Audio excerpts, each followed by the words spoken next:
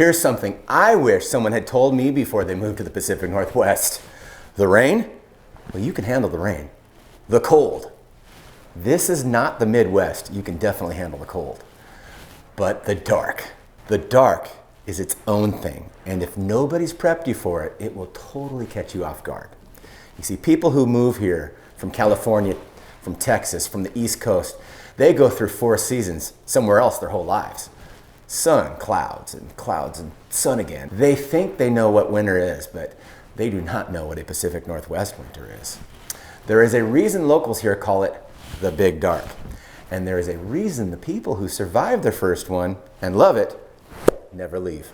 So in the next 30 minutes, I'm going to give you the full survival guide, what the Big Dark actually is, and what it does to people who weren't ready for it. How to prepare your mind, your body, and your home, and what nobody in the real estate industry is going to tell you before you sign your closing documents.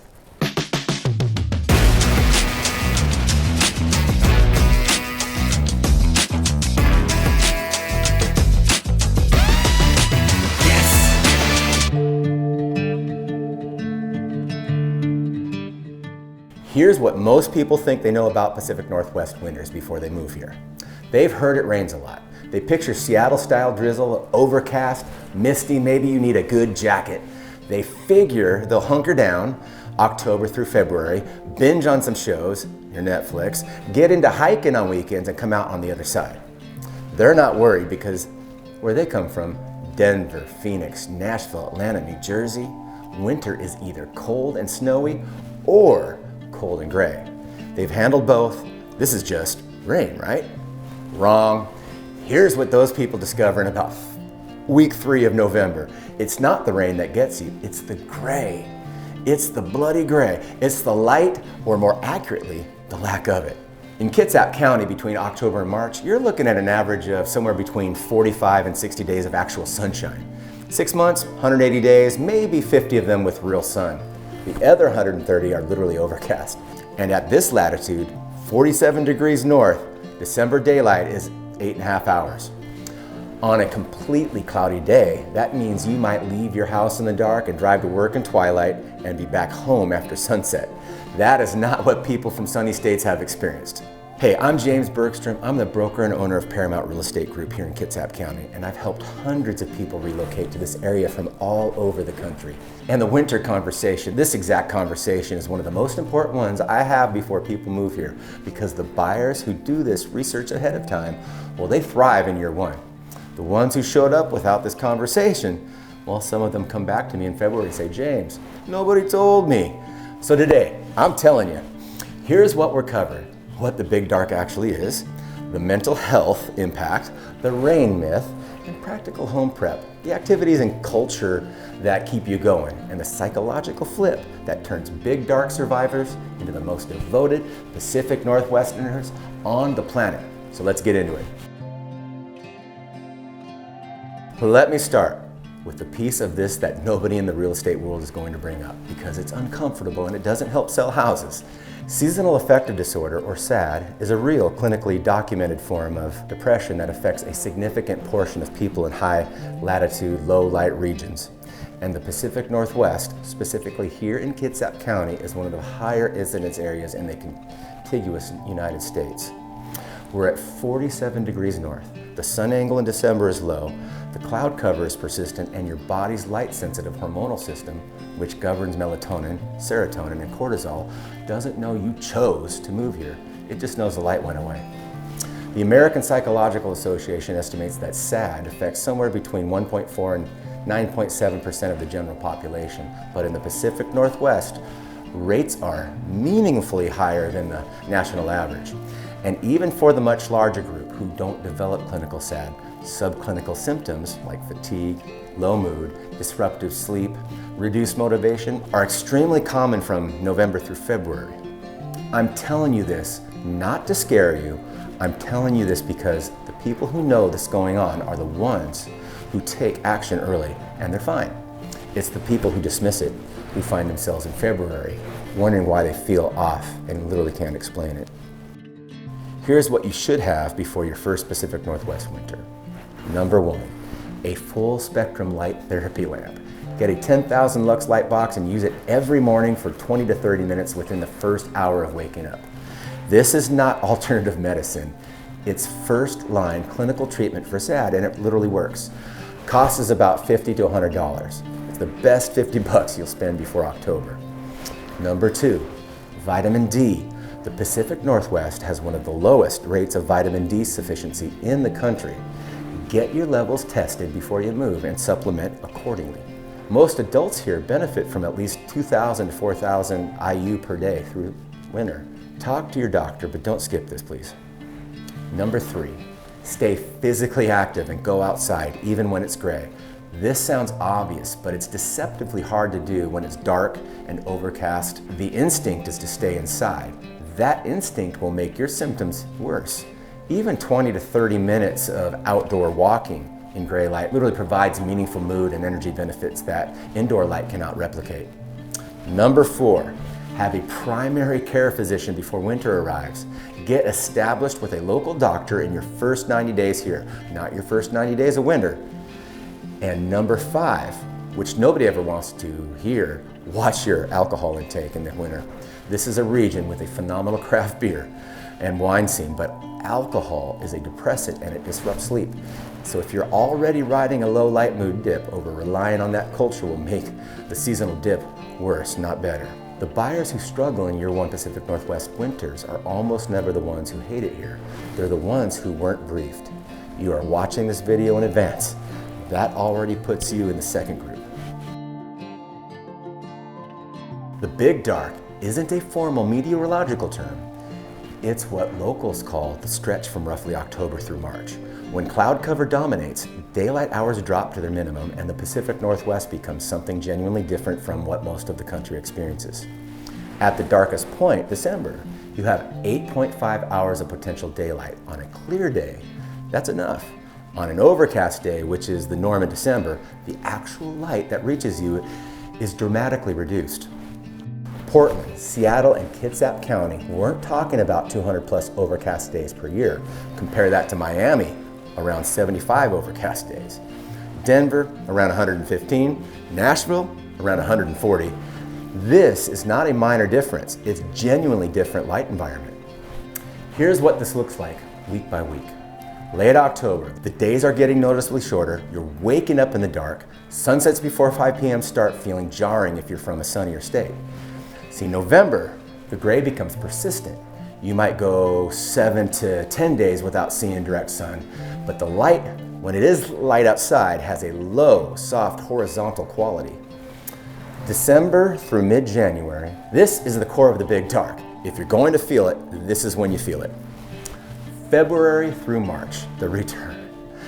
By late February, the days are noticeably longer, the sun breaks through more often, and something shifts. The relief is palpable.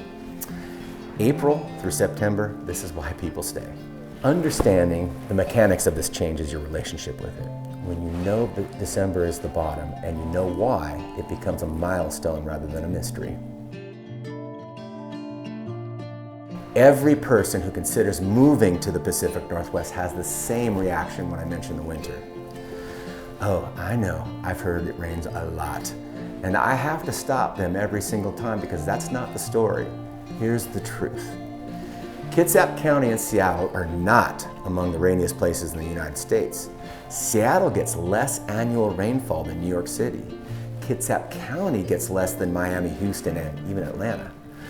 The difference isn't the amount of rain, it's the distribution. Instead of heavy rain events that come and go, the Pacific Northwest gets persistent light drizzle and overcast spread across more days of the year. It's the gray, it's the mist, it's the overcast days that just keep being overcast. This distinction matters practically. If it rained hard and then cleared up, you'd have sun. Your body would reset, but Pacific Northwest rain is rarely dramatic. It's often a mist, a drizzle. Locals call it liquid sunshine. Well, a great rain jacket is not optional here. Not a North Face insulated parka for blizzards, a breathable, waterproof shell that you wear like a second skin. Waterproof shoes for daily wear. Well, these aren't recommendations, these are survival equipment. And the mental shift, stop expecting the rain to end. Reframe the gray as the ambient condition and plan around it. When the sun breaks through, Even for 20 minutes on a December afternoon, it hits you differently. You feel it in your chest. It's awesome. All right, quick pause. If you're seriously planning a move to Washington State and you want a comprehensive guide to know everything you need to know before you pick a city, a neighborhood, or even a zip code, I put together a free Washington State relocation guide that covers all of it. It's linked in the description below. It's free, no spam, just the actual information. Grab it while you're thinking about it. It'll give you important context for everything I'm covering today. Here's something a lot of out-of-state buyers don't realize until they get their first utility bill. Pacific Northwest homes are built for a Pacific Northwest climate, optimized for mild temperatures, not cold snaps, and they may not have the insulation levels or heating systems that buyers from cold winter states expect. The average December low in Kitsap County is around 34 degrees Fahrenheit. It rarely drops below 25. Snow is occasional, not structural, so homes here weren't built with Minnesota-grade weatherproofing in mind. But here's what does matter: moisture management, efficient heating systems, and maximizing indoor warmth and light. Heating systems first. The Pacific Northwest has largely transitioned to heat pump systems, mini split or ducted heat pumps, they're highly efficient for this climate. So if you're buying a home here, ask specifically about the heating system. A modern heat pump is the gold standard. Many homes also have gas fireplaces or wood burning inserts as a backup, and they're worth their weight in gold during extended cold stretches or power outages. Moisture management is non-negotiable. The Pacific Northwest combination of moisture-laden air and mild temperatures creates a breeding ground for mold if a home isn't properly ventilated. So check for mold evidence. Ask about crawl space encapsulation. Look at the windows. Single pane windows, well, they sweat and they lose heat rapidly. So when you're touring homes here in fall or winter, pay attention to how well lit the interior feels. Windows are everything in the Pacific Northwest. South-facing windows, skylights, open floor plans that maximize winter light. These will feel dramatically different through the big dark than north-facing rooms. Wood stove or gas fireplace, well, this is a high ROI upgrade. Backup heat during storms, genuine warmth and ambience, and in a psychological battle against the big dark, a fire on a gray November evening is genuinely powerful mood medicine. And finally, lighting strategy. Layer your indoor lighting with warm, high lumen sources. Add floor and table lamps. Install dimmer switches. The difference between a well-lit home and a dim home during the gray months is significant. So your home is your refuge during the big dark. Make it a sanctuary. Warm, well-lit, moisture-free. It's better to fix this in September than discover it in December. Here's the thing about Pacific Northwest winters that most relocation content completely glosses over. The activity calendar doesn't die in October. Hiking doesn't stop. Most of Kitsap's trails, Banner Forest, Green Mountain, Wildcat Lake, pretty much every waterfront trail in the county are accessible year-round. Hiking in the gray Pacific Northwest winter is a completely different sensory experience. Misty forests, moss that looks electric in the overcast light, creeks running full, almost nobody else around. A lot of transplants become more avid hikers in their first Pacific Northwest winter than they ever were before because the gray light makes the forest look otherworldly. So go outside, dress properly, bring a thermos, it's worth it. Skiing and snowboarding are genuinely accessible. Crystal Mountain is about 90 minutes from central Kitsap. Stevens Pass is about 2 hours. The Cascades get real snow. You can leave Silverdale and be on a chairlift by 9 a.m. and be home for dinner. The craft brewery scene is exceptional here. Kitsap has over a dozen craft breweries within the county. Trivia nights, live music, holiday markets, and in January and February, your local tap room is a legitimate community hub. Holiday lights and community events. Bremerton does a significant holiday lights installation on the waterfront. Port Orchard has the Festival of Lights. Every small town in Kitsap has its own version. It's awesome. Ferry culture, a gray January Saturday. Bainbridge Ferry to Seattle, it's 35 minutes as a passenger. The Seattle Art Museum, Pike Place Market, the waterfront. You don't have to sit in your house all winter. And finally, candles, warm lighting, thick blankets, cooking real food, time with people you love. The gray outside becomes the reason to make the inside beautiful. And this is a real cultural shift, and one of the things I've heard from transplants who end up loving Pacific Northwest winters. The people who struggle are the ones waiting for winter to be over, and the people who thrive built a winter life intentionally. There is so much to do, and most of it is underrated. Here's the thing that nobody tells you.